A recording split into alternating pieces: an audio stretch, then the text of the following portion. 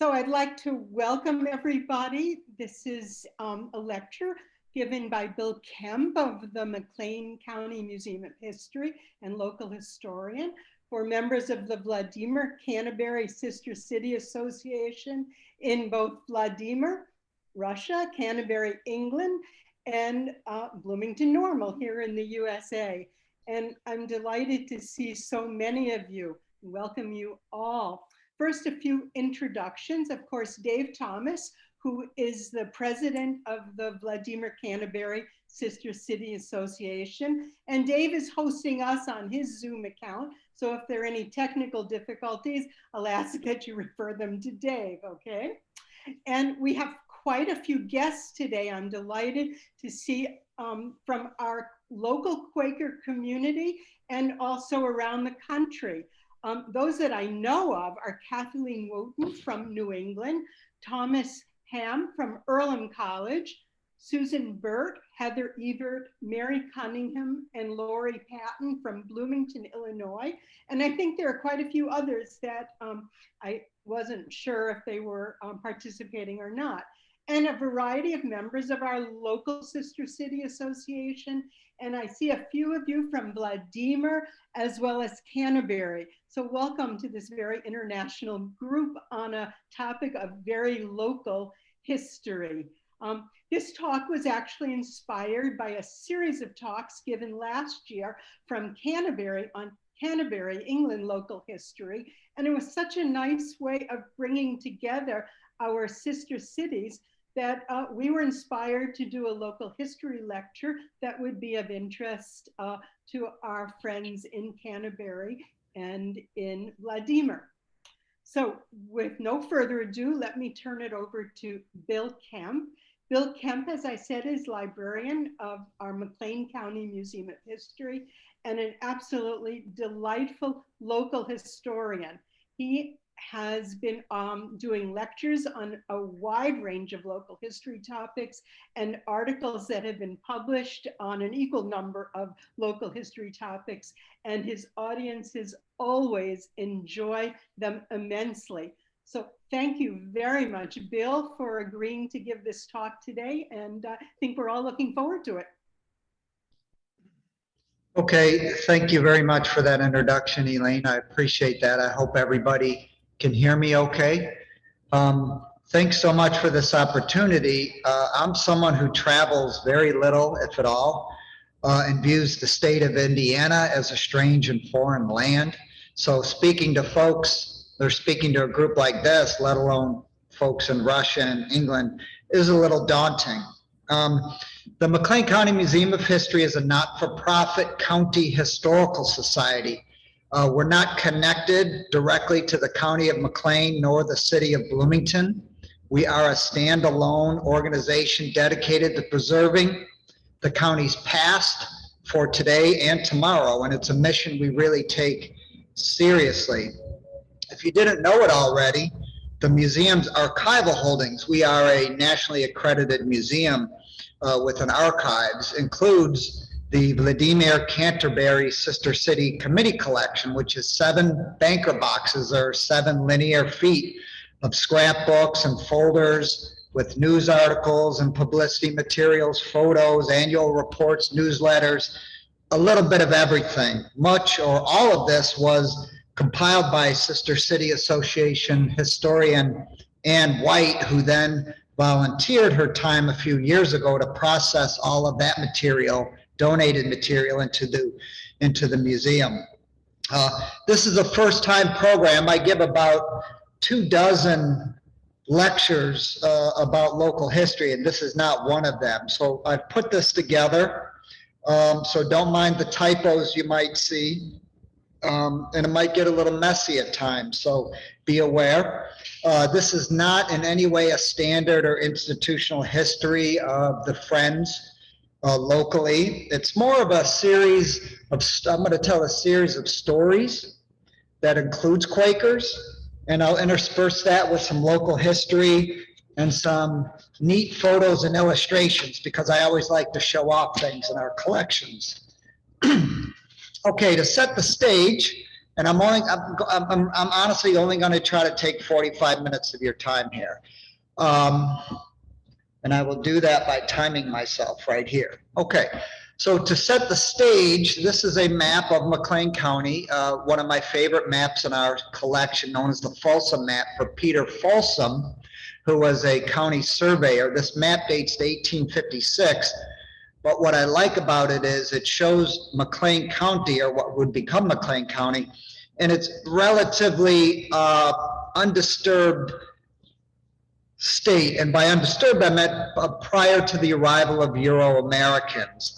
So the first so-called white settlers or European settlers arrive in this stretch of central Illinois on the Grand Prairie in the early 1820s. McLean County is established as a political entity in late 1830, and then the county seat of Bloomington is staked out and settled in the summer of 1831. The dark blotches here are timbered tracts, and the rest, for the most part, was in tall grass prairie. So about 90% of McLean County was in tall grass prairie, though a lot of that included kind of intermittent, the soggy prairie or wetlands. And then about 10% of it was forested, either in groves or larger timbered tracts. So the Grand Prairie of Illinois, think of a sea of waving grass and wildflowers interspersed with islands of timber. We call ourselves, my employer, the McLean County Museum of History, but we're really the County Historical Society. And there are 102 counties in the state of Illinois, counties being a form of local government. Most counties then are further divided into townships, and we'll get into that a little bit later. And there are 30 townships within the county of McLean. And most of these townships, not all, but most of them in McLean County are the standard congressional size, which is 36 square miles or 93 square kilometers. Railroads change everything, especially for a landlocked county like McLean. There is no navigable watercourse in the county proper. So although this area is settled early in the 1820s, created as a political entity in 1830, 1831, it remains a backwater until the arrival of the steam locomotive and railroads. And the first railroad comes in the spring of 1853, and the second one that fall of 1853. And it's nigh impossible to describe the impact that railroads had in Western society, especially in a landlocked agricultural-centered community such as McLean County. Everything changed almost overnight for all sorts of reasons. But of course, Euro-Americans did not arrive to central Illinois in this landscape here devoid. It was a landscape, it wasn't a landscape devoid of people, obviously. There were indigenous Americans here, and they'd been here for centuries. When the first Euro-Americans arrived, it is the Kickapoo people that are here. They arrived, they're actually immigrants themselves because they fill the vacuum left by the cultural disintegration and collapse of the Illinois Confederation due to the arrival of European diseases, trade goods, intertribal warfare, alcohol, and all sorts of things. There's an utter demographic collapse among the Illinois people, and the Kickapoo, which are more culturally conservative, which are better designed as a people to withstand repeated onslaughts by Euro-Americans, fill that vacuum. And the Kickapoo haven't disappeared, though they are no longer part of the central Illinois community. There are Kickapoo today in Kansas, the state of Kansas, in the American Great Plains, also in Oklahoma, Texas, and even in Mexico itself. And the museum where I work, we have within the last few years developed a really important relationship with the Kansas Kickapoo, visiting the reservation in Kansas or Kickapoo lands. They have visited us. We have repatriated some documents in our collection that really deserve to be with the Kickapoo themselves. We partnered with the Kickapoo with a digital interactive in one of our recent exhibits. So that's been a really a welcome change. The last Kickapoo here in central Illinois were forcibly removed in the early 1830s after the Black Hawk War. And there we see a nice map of McLean County in 1897, and I've circled in red the Friends or Quaker settlement, rural settlement of Benjaminville, which some of this talk will be geared around that. The 1879 history of McLean County reads, quote, "In the northeastern part of Old Town and adjoining townships, there is one of the strongest settlements of the Society of Friends that is to be found anywhere in the state of Illinois." And we'll talk about that in detail. The settlement, Benjaminville, which is now known as Bentown, unincorporated Bentown, is located, as we see here, east of Bloomington. It's about 11 miles from the historic Quaker Meetinghouse, the Friends Meetinghouse in Benjaminville, to downtown Bloomington. And this area is at the corner of 4 townships: Towanda, Blue Mound, Dawson, which was formerly known as Padgeway Township, and Old Town Township. Old Town gets its name from a Kickapoo village, the old village of the Kickapoo, and a large timbered tract known as the Old Town Timber just south of Benjaminville. And we can see the intricate, by the late 1890s, rail network that is developed over central Illinois. And it's been said that the rail density in downstate Illinois was probably one of the highest of anywhere in the developed world in the late 19th century. And we can see that here. And the reason for that is very simple.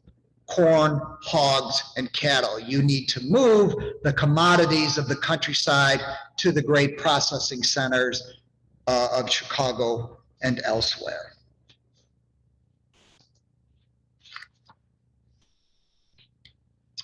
Let's go back if I can. Thank you. The number of Quakers in McLean County has never been particularly large. Germans and Irish are the 2 largest immigrant or ethnic groups to come to McLean County, and that's a story that's quite familiar to the Midwest. But there were plenty of other settlement groups, if you will, including a Swedish community on Bloomington's west side. There was a pocket of Welsh farmers in northeast Lexington, that's in the northern stretch of the county. There was a small community of formerly enslaved African Americans in Normal, the twin city of Bloomington, and so forth. And each one of those groups is really a lecture unto itself. Germans who came to Bloomington were Jewish, some were Protestant, and some were Catholic. The Irish were mostly Catholic, but there were some Protestant Scotch-Irish as well.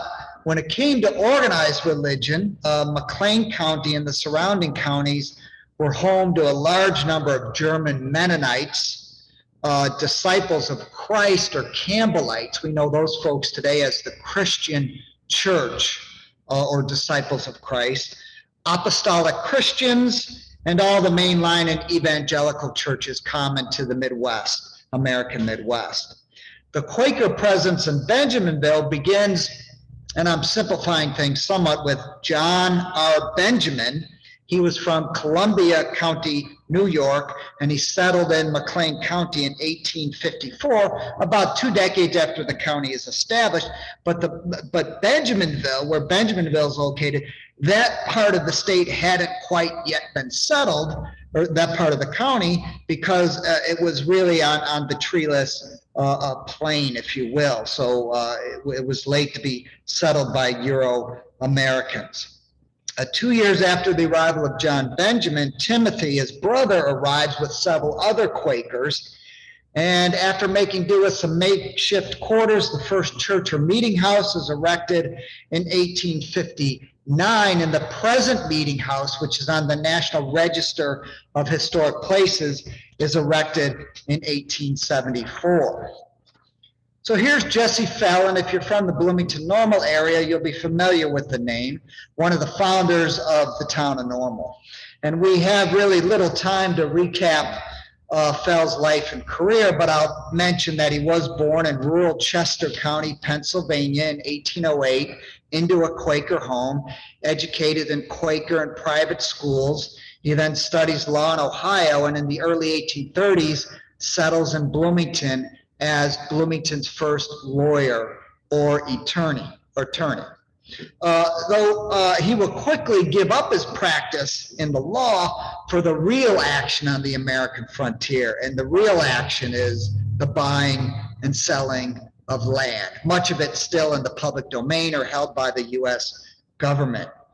And then with the torrents of Eastern capital, which floods the frontier, what you had really was a cyclical economy of boom and bust cycles. And Fell rode the wave as well as most, though he did weather several bankruptcies in the process. But he was much, much more than a land speculator. He was a genuinely good guy, which probably had something to do with his Quaker roots and education directly tied to his mother. Yes, he was engaged in land speculation, but he was in it for more than the money to be made.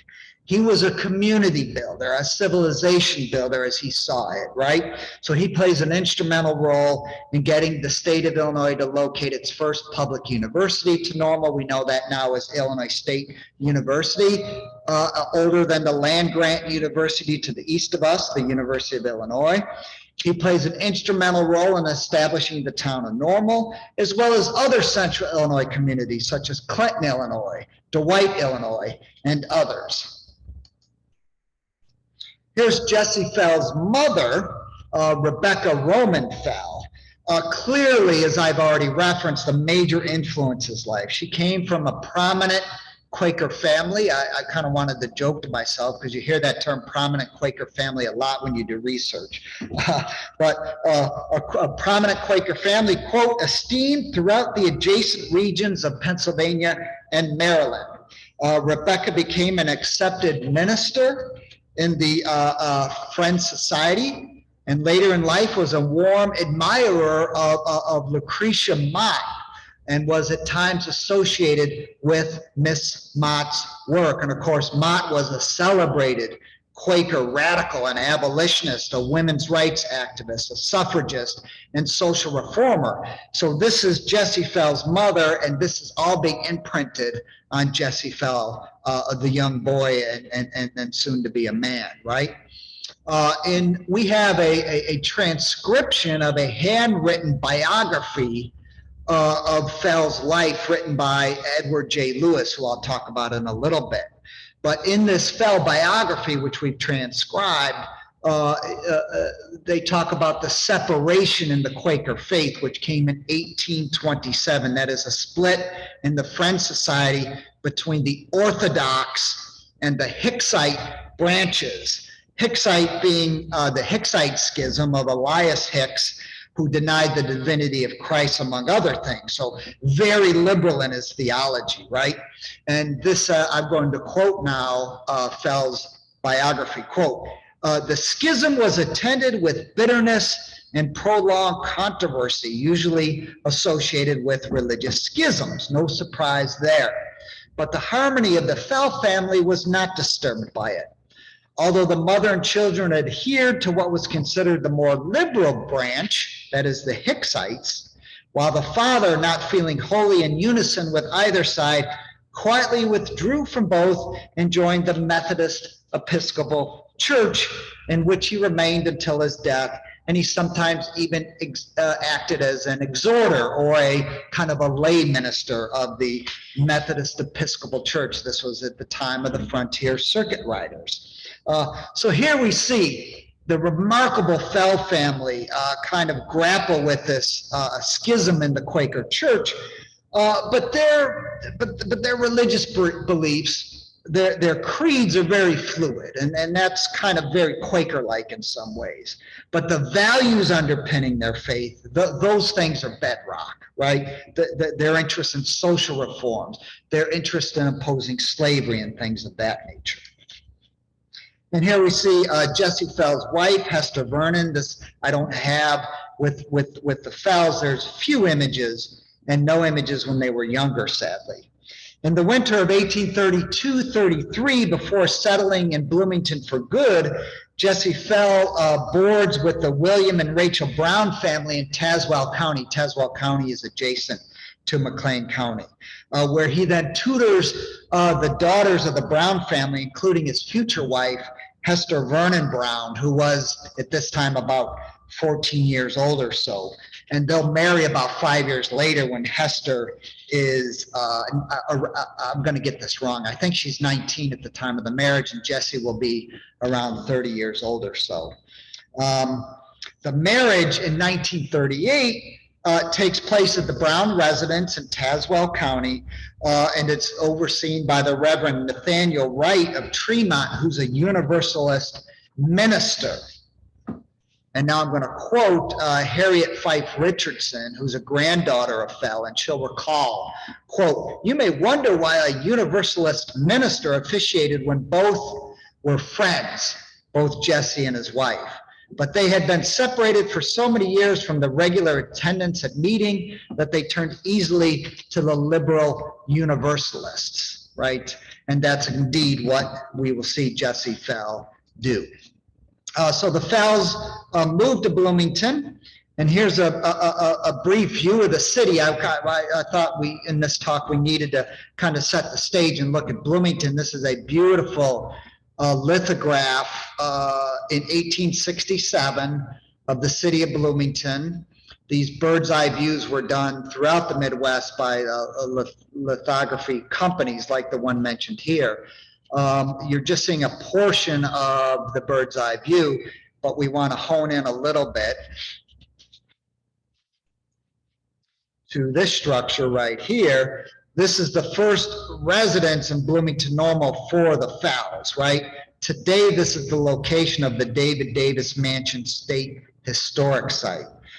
Fell acquired this property in 1835 and likely built his home shortly thereafter, which is the rear wing, if you can follow my arrow in the back right here. So this is where the Fells lived. This was their first house in Bloomington. Jesse's parents, Rebecca and Jesse Fell, then moved from the east to Bloomington in 1837. They're quite aged at the time in order to be closer to their closer family members, not only Jesse, but some of his siblings as well. And the Fell family continued to hold meetings after the fashion of Friends, although there were few of their faith in town, one of the biographers of Jesse Fell noted.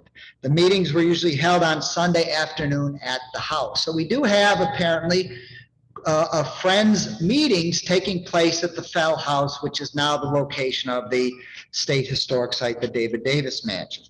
With Fell in financial difficulty once more, Fell went bankrupt in the Panic of 1837. He has more difficulties in the early and mid 1840s. He sells this house to Judge David Davis of 8th Judicial Circuit fame. So Judge David Davis acquires this property in 1843. Judge David Davis will then build this, what's known as a I house, this two-story structure, and attach it to the Jesse Fell 1.5-story cottage in the rear. This is known as an Illinois house. It's a vernacular style, or an I house, a vernacular style of architecture popular in the 19th century in the Midwest, Illinois, Indiana, and Iowa, hence the term I house. You had the gables to the side, a symmetrical layout, at least 2 rooms in length, and 1 deep and 2 stories high with the central hallway or doorway, and that's exactly what we see here. Of course, this I house and rear wing was raised to make way in 1870 to 1872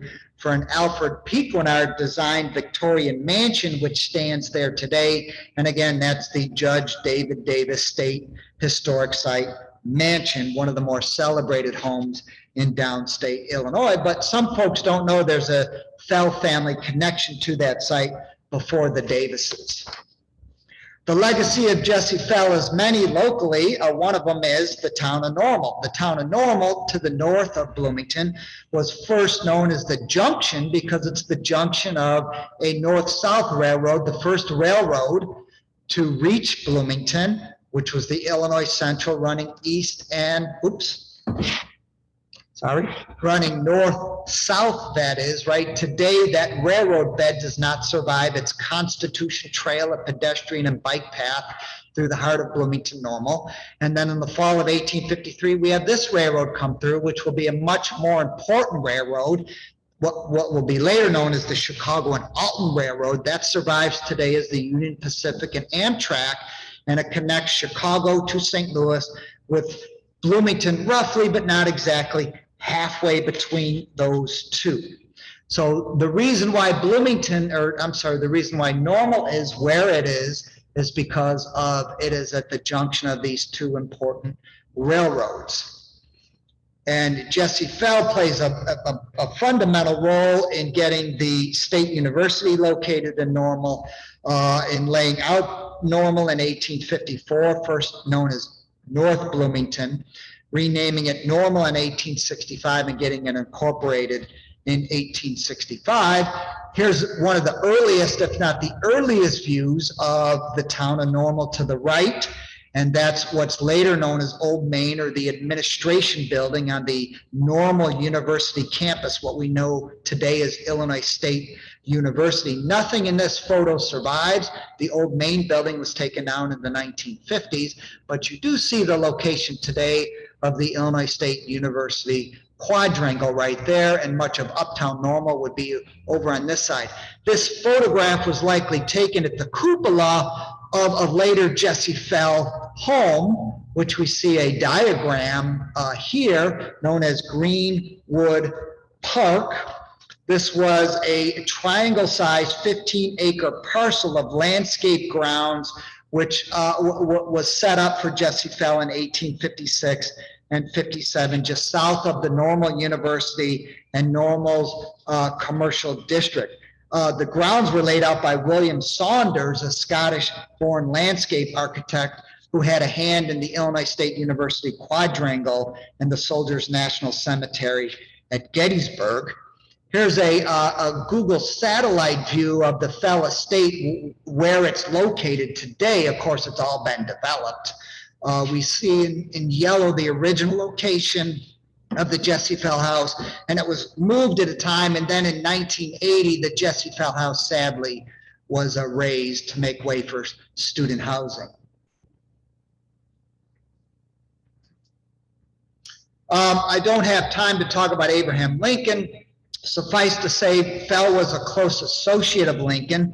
Lincoln, who lives about 60 miles south of here in the state capital of Springfield, is a frequent visitor to Bloomington. In fact, Lincoln probably spends more time in Bloomington than any other community other than his hometown of Springfield, from the time he becomes an attorney in the late 1830s until he leaves for Washington, D.C. to become the nation's president in early 1861, the nation's 16th president.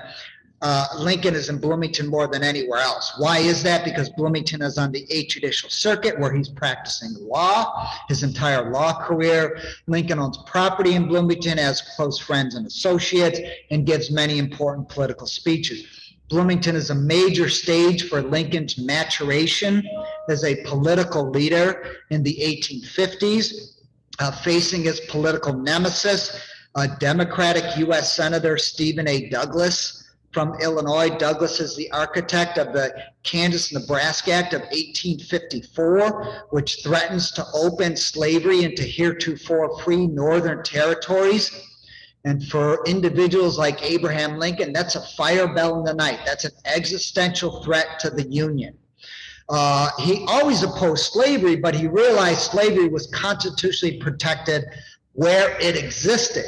But what you needed to do is hem it in and allow it to wither and die on the vine. You could not allow the institution of slavery, the peculiar institution, to expand, especially in the free northern territories.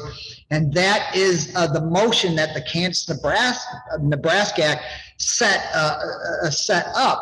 So Lincoln, who had basically given up politics for the most part after he returns from Congress as a Whig, as a failed Whig congressman in the late 1840s, early 1850s, wants to renew his law career and spend much time with his family as he can. With passage of the Kansas-Nebraska Act and the threat of slavery's expansion, he gets back into the fray and helps lead a new political movement to oppose the institution of slavery, which we now know today is the Republican Party. And Jesse Fell and Abraham Lincoln and others in McLean County are playing an important role in that titanic struggle in the 1850s for the soul of the nation. And here we see Jesse Fell giving a speech during the 1859 a general election. In this case, he's supporting a Republican congressional candidate, Owen Lovejoy, an abolitionist, for Congress to represent McLean County. And here he's saying, as I'm quoting, "Quaker born and bred, though we be, resistance to tyrants is obedience to God." So Fell himself was ready to kind of lay down his pacifist kind of education and face this existential threat to the nation.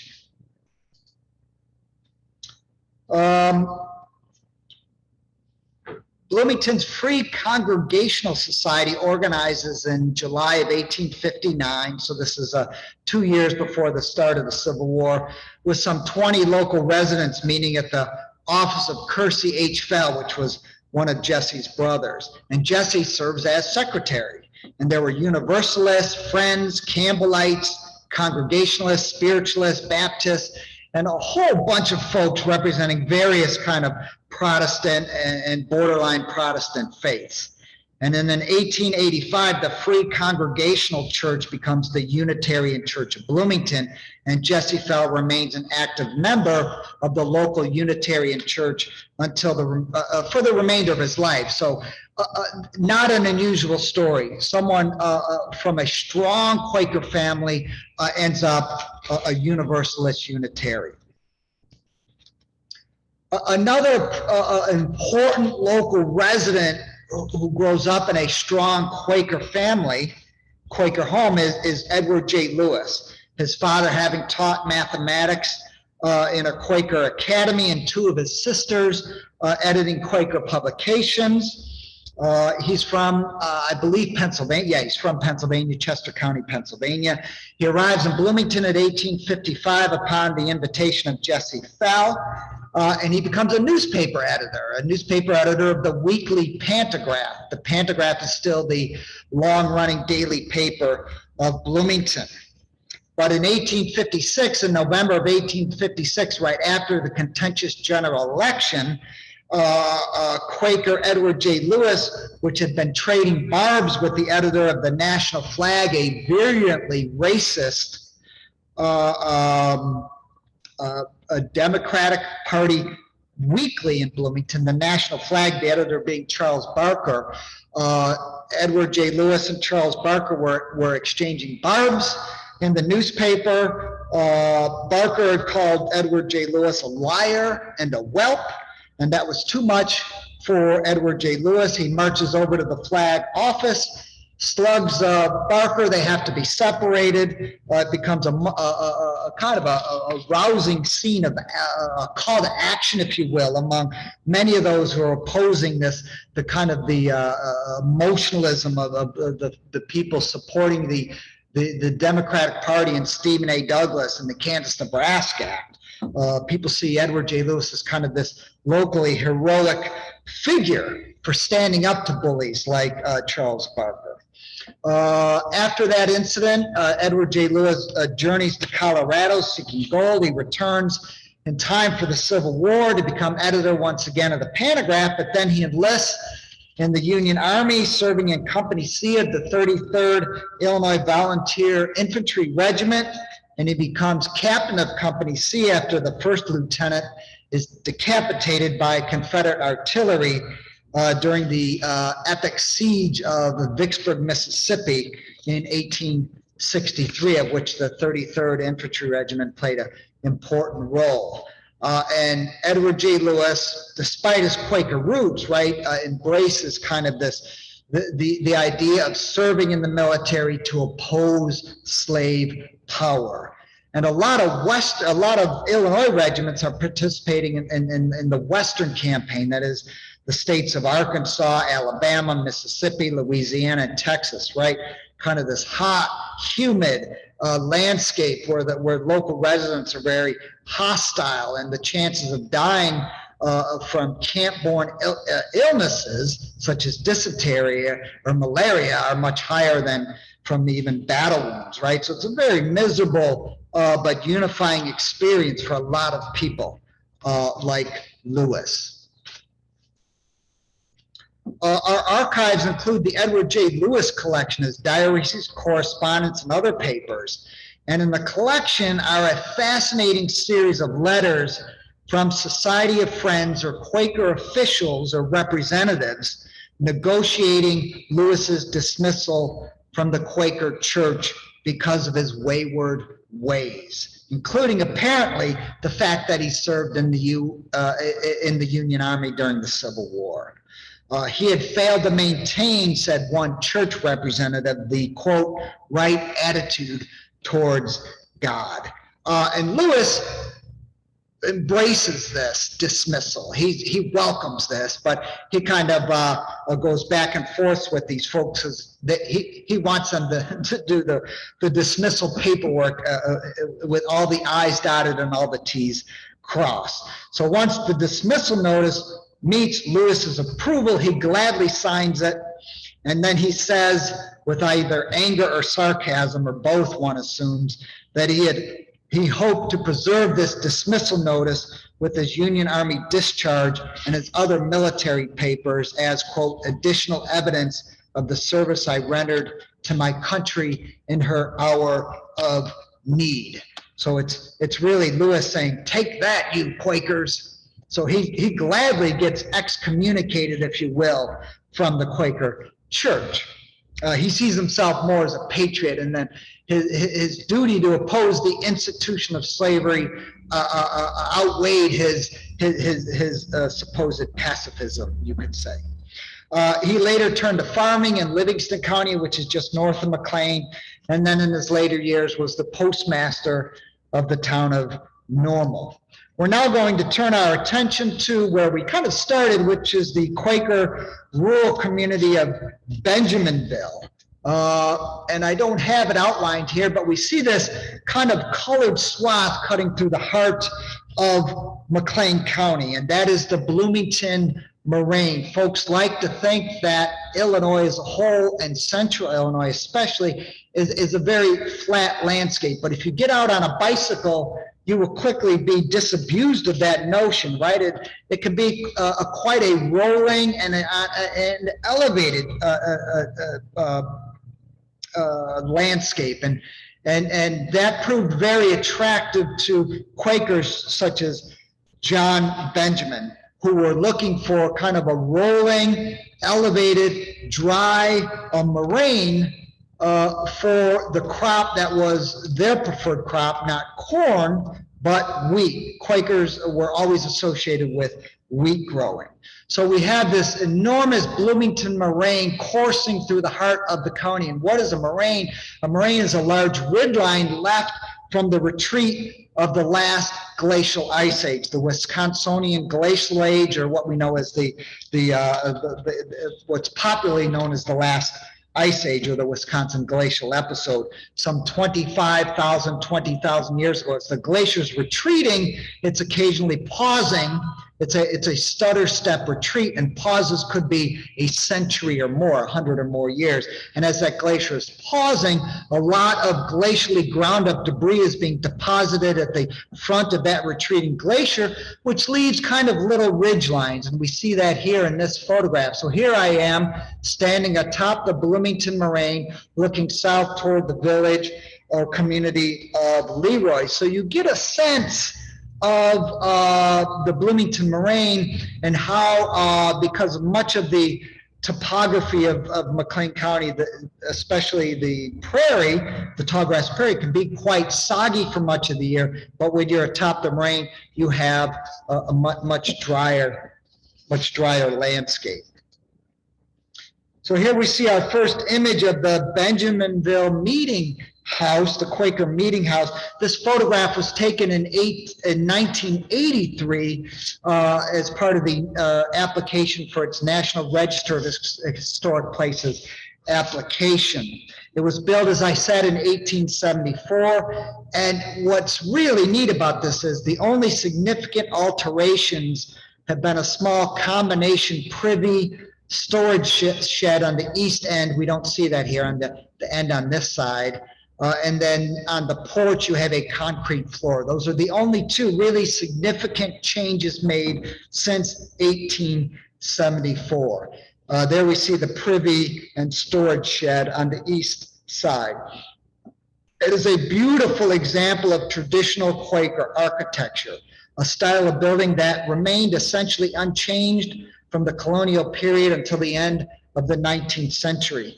And if you read the National Register application, it states that the Benjaminville Meetinghouse has all the hallmarks of this type of architecture: extreme exterior simplicity, lack of interior ornamentation, a bilateral division, that is men's and women's doors on the exterior, and then some form of partition, that is low walls or shutters in the interior to divide men or women. In a Quaker Meetinghouse, you won't see stained glass, you won't see steeples, you won't see pulpits, and the like.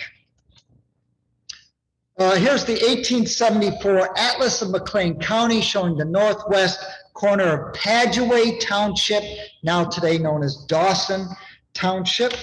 And from the 1879 history I'm reading, quote, "From the first, the Society of Friends meeting has continued to grow and has increased to about 25 families." So in 1879, you had about 25 Quaker families in the Benjaminville area. So you're talking about a population of 100 to 120 or so folks, give or take.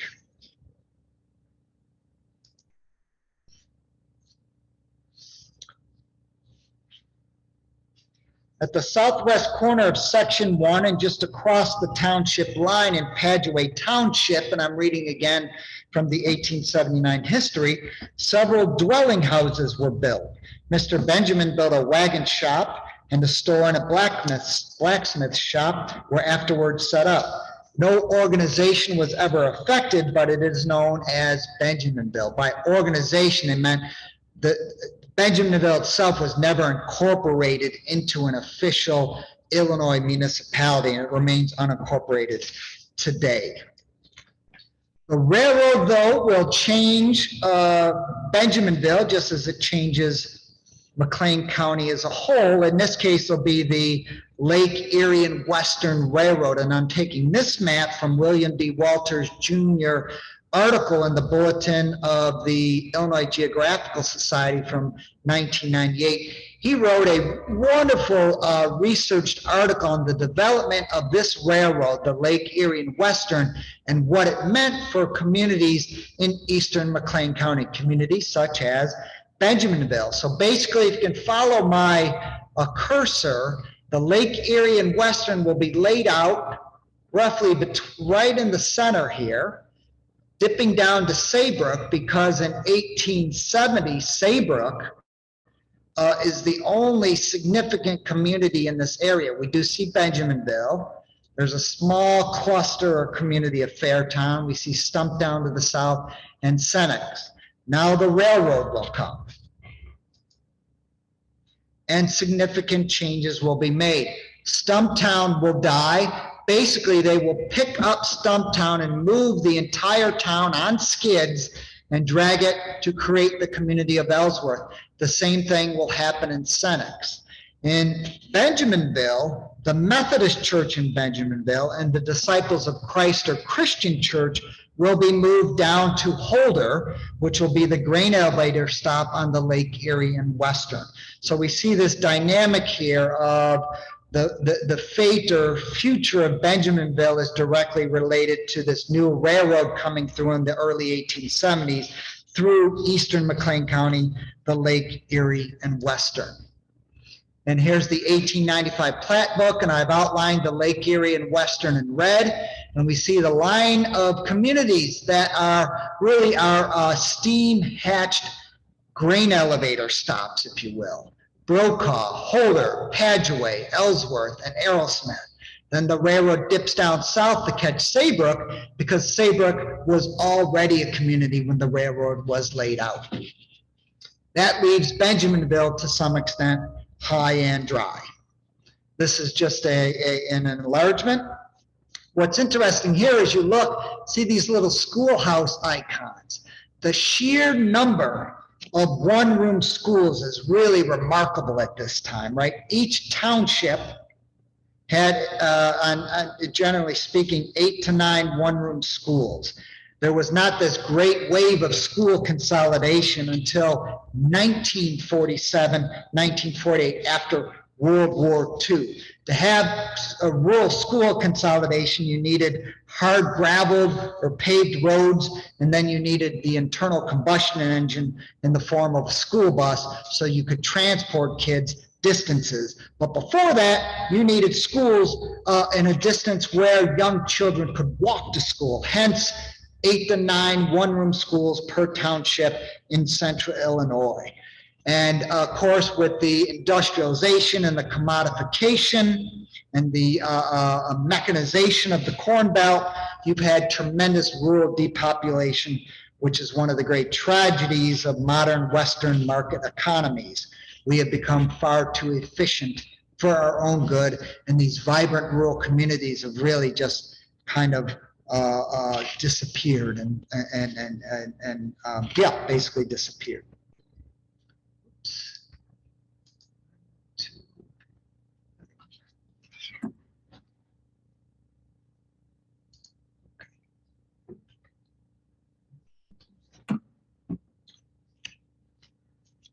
Here we see another, what I've done here with the 1895 plat, I've really honed in or enlarged here. And if you can follow my cursor, there's the Friends Meetinghouse, they're calling it a church here, and the burial ground or cemetery, which I'll talk about. And here's the cluster of residences and shops, blacksmith shop, grocery store, a wagon shop, a few other small things, a couple churches as well. In Benjaminville, and there is the steam hatched grain elevator stop of Holder just to the south, a little more than a mile. And there's another enlargement.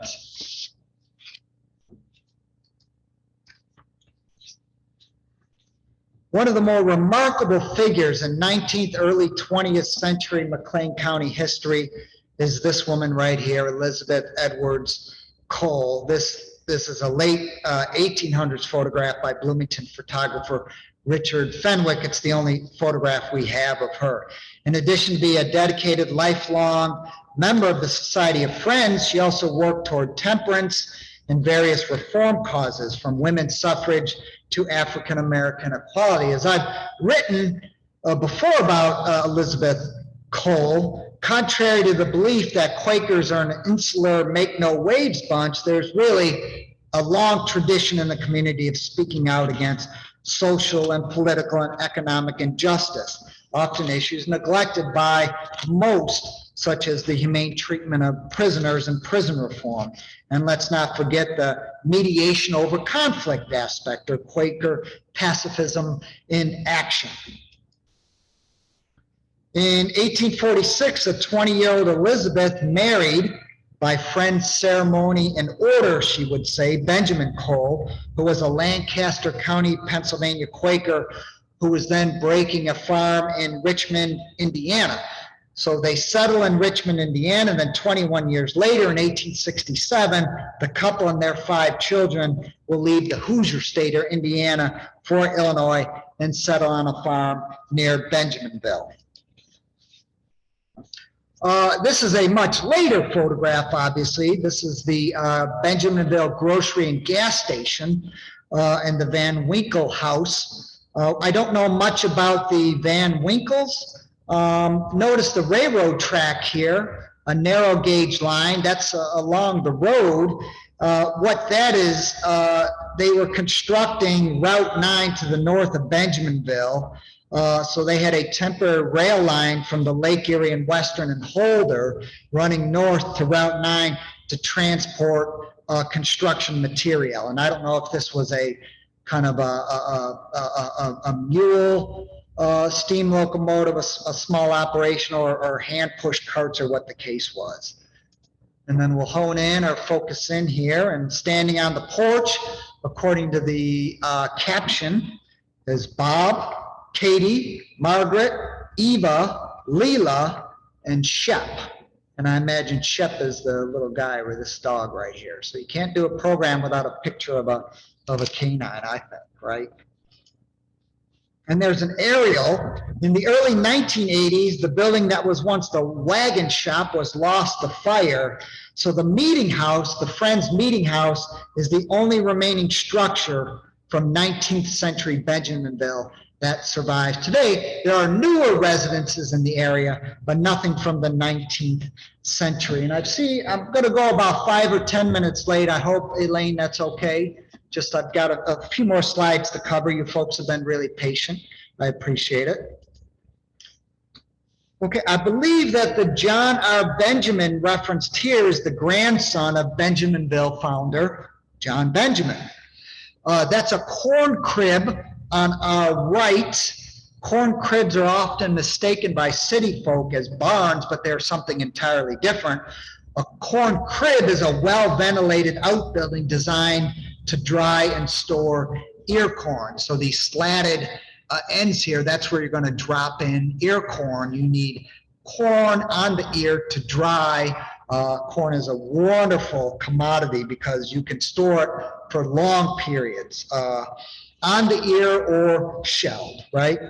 And what's going on here, this is known as a portable elevator, this kind of odd structure right here.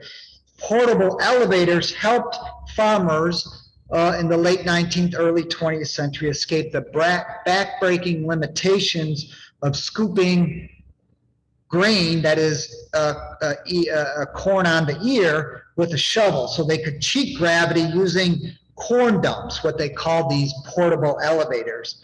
And they could then dump the corn into these cribs. So here we see a 4-wheel portable derrick.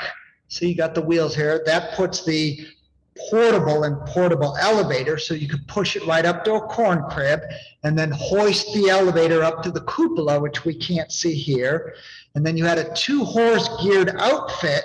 These horses then would move in a circular pattern to power this chain elevator, right, using this mechanism here.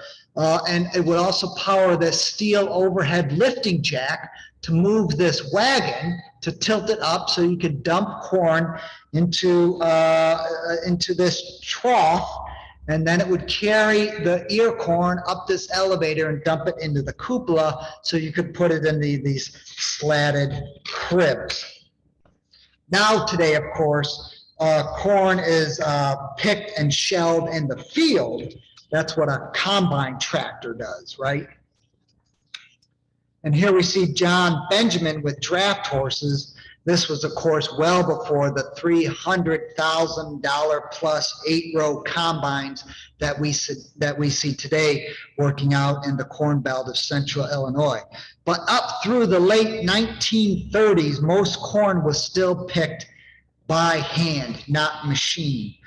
So the mechanical corn picker and later the combine doesn't really come to completely dominate the Illinois Corn Belt until the 1940s. And as such, the horse was really integral into the part of the local economy well into the 20th century.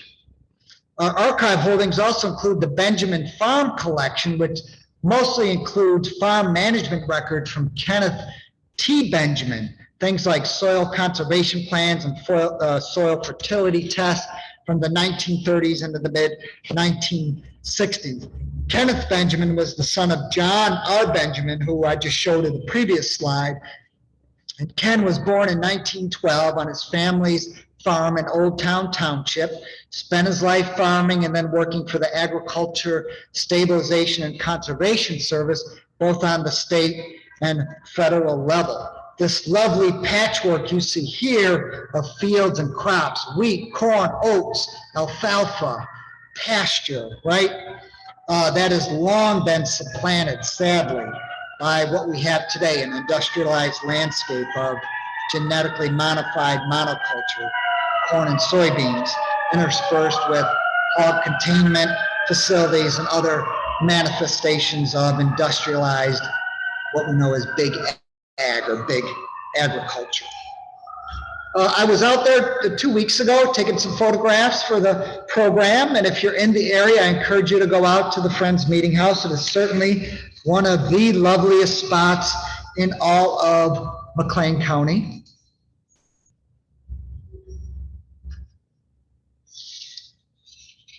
Unfortunately, I don't have any interior photographs to share. The National Register of Historic Places application notes the severe appearance of the interior space with the dominant decorative element, the hand graining used on most of the wood surfaces. In 1887, a network of Friends Society meeting houses, of which Benjaminville was part, dispensed of the partitions when holding meetings. So it's been said that this was the first yearly meeting of the 7 then held in the United States to transact affairs jointly, that is, without the physical separation of men and women in the same meeting house.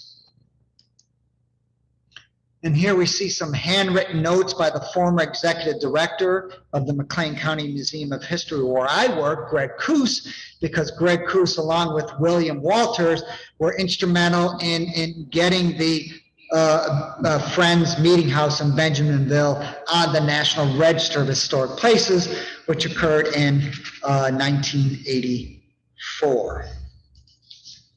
Here we see the Illinois State Historical Society marker, kind of the gold standard for markers in the state of Illinois, which was dedicated 26 years ago, right next to the Friends Meeting House. It was a project of Lexington High School's Illinois History Club. And who was at the unveiling, who was given honors to unveil this marker at the May 12th, 1995 ceremony? None other than 83-year-old Kenneth Benjamin, whose land use diagram we saw a few slides ago. Ken Benjamin said at the time, this was 1995 when this marker was dedicated, he said at the time, and he was 83 years old, that he expected to be buried at the cemetery near his great-grandfather, John R. Benjamin, the namesake of Benjaminville. And indeed, the following November in 1996, Ken passed away at the age of 84, and he's laid to rest at the burial grounds.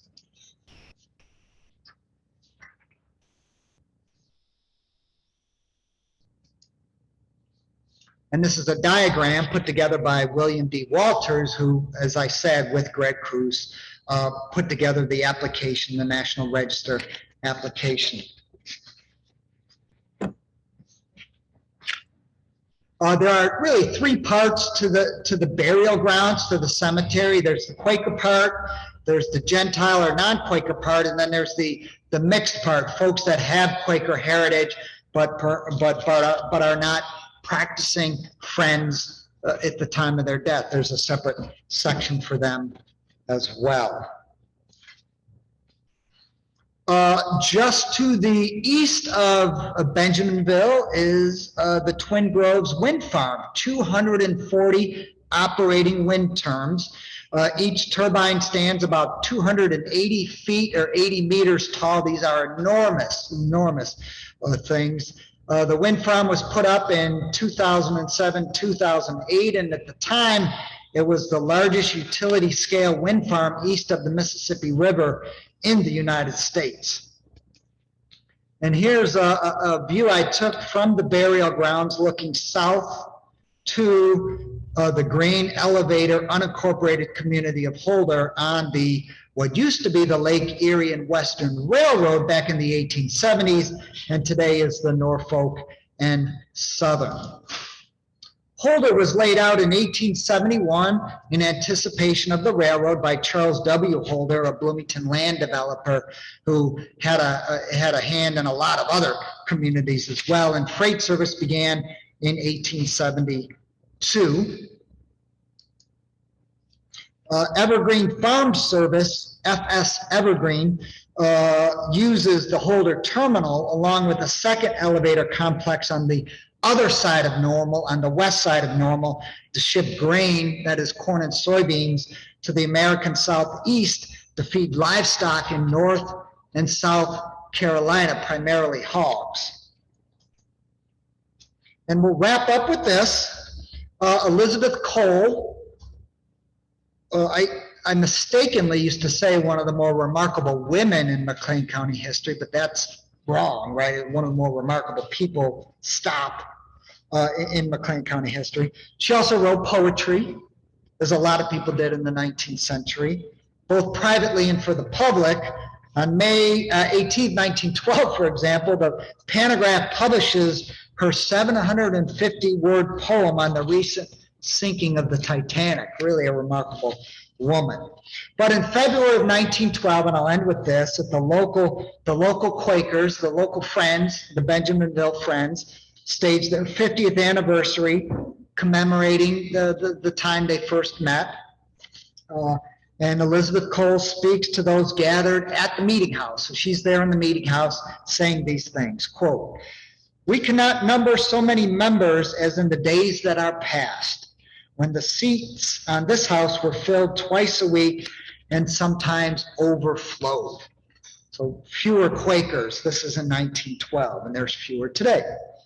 "Yet we are not discouraged, for whole we know that in one sense numbers give strength and are an inspiration to all, yet there can be strength independent of numbers. From Alaska to Florida, from Canada to Texas and Mexico, friends are scattered, and we can know and we doubt that their migrations, they have carried with them the friendly thought, the friendly faith, and that their lives are dominated thereby, even though they have found a religious home outwardly in some other denomination." So I thank you very much, and I apologize for going about 10 minutes too long. So thanks again.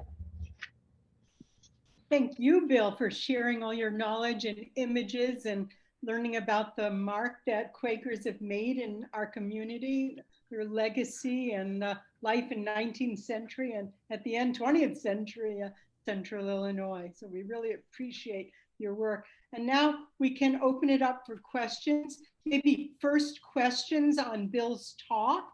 And then if any of you have questions on the Quaker religion, we have quite a few members of the Quaker community on hand who can answer those. So let me open it up for questions. And I don't know, I can't see everybody, but if you raise your hand or maybe type your question in chat, we can answer them.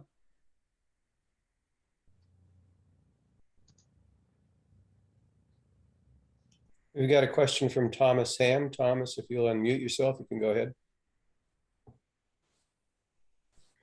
Sure. I am by vocation a Quaker historian. I teach history here at Earlham College in Richmond, Indiana, where the Coles once lived, and which is a Quaker school. And this isn't so much a question as an observation.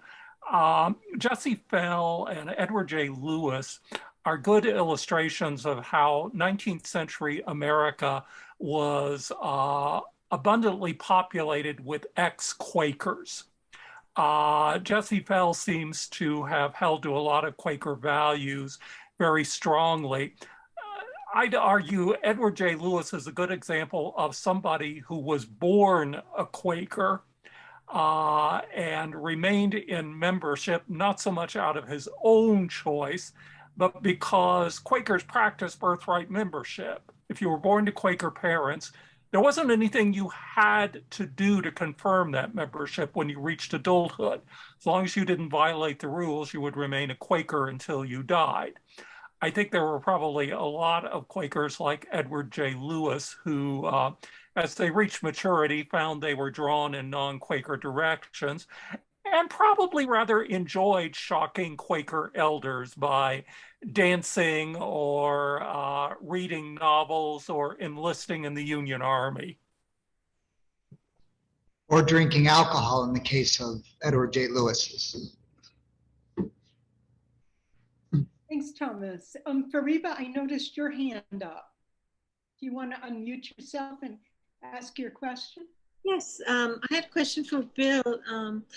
The Quaker Cemetery, I've heard that there are unmarked graves of people that were on the Underground Railroad. Do you know anything about that?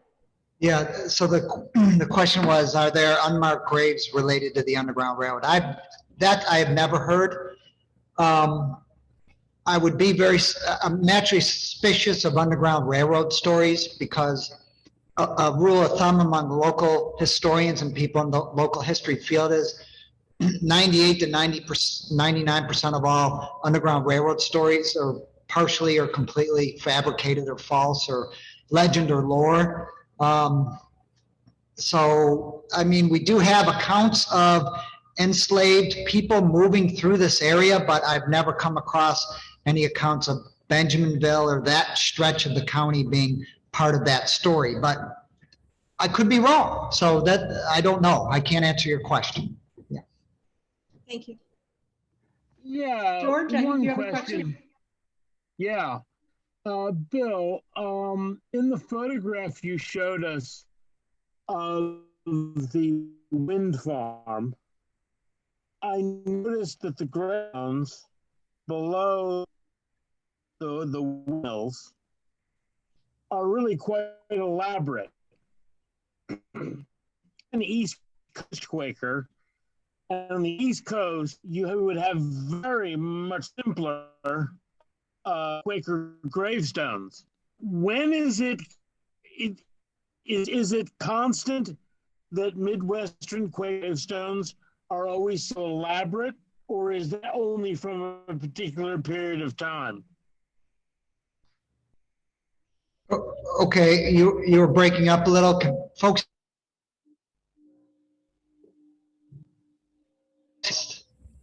oh.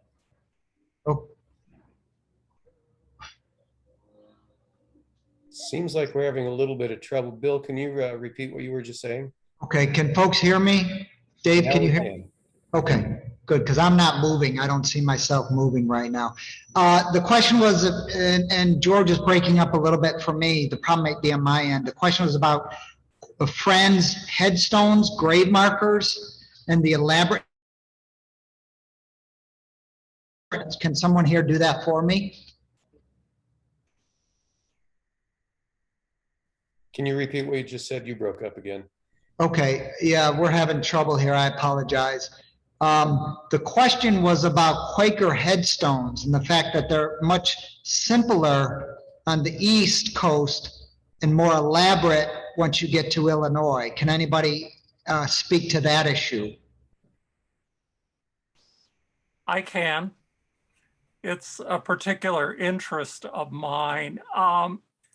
Traditionally, Quakers believed tombstones of any kind were a vanity. And until the mid-19th century, it was official Quaker policy to discourage marking any graves in a Quaker graveyard, although sometimes meetings looked the other way when that was done. In the 1850s, when Quakers became a bit more tolerant about that, the usual rule was that markers weren't supposed to be more than 18 inches high or 12 inches wide.